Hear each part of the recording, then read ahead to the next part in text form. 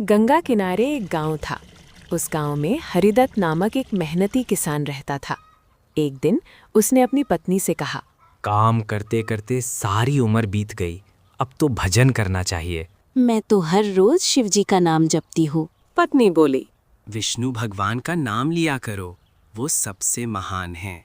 दोनों में बहस छिड़ गई। उन्हीं दिनों उस गांव में एक महात्मा जी पधारे। गंगा किनारे उन्होंने अपनी कुटिया बनाई। हरिदत्त और उसकी पत्नी ने उन्हीं के पास जाने का निश्चय किया। महात्मा जी उनकी बात सुनकर हंस पड़े। मैं तुम्हारी समस्या का हल आज नहीं, कल करूंगा। तुम लोग सुबह इसी जगह आ जाना। दोनों ने महात्मा जी को प्रणाम किया और अपने घर चले गए। दूसरे दिन हरिदत्त अपनी पत्नी के साथ महात्मा जी के पास पहुंचा। आ गए तुम लोग? जी। हरिदत्त ने हाथ जोड़कर कहा।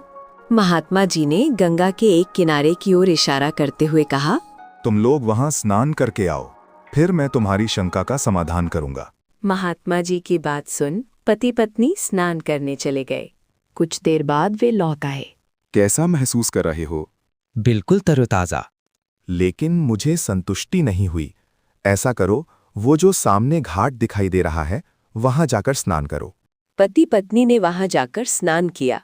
उन्हें आता देख महात्मा जी बोले, नहीं, अभी तुम्हारा शरीर शुद्ध नहीं हुआ है। तुम उस दूसरे घाट पर जाकर स्नान करो। वे दोनों तीसरी बार स्नान करने चले गए।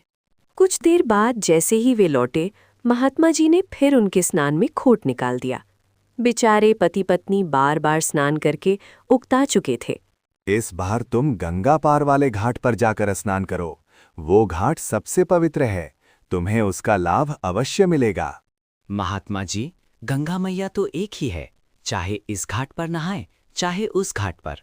उसकी बात सुन महात्मा जी ठट्ठा कर हंस पड़े। देखा, तुमने अपनी उलझन खुद ही सुलझा ली। हरिदत्त हैरान होगा। कैसे महात्मन?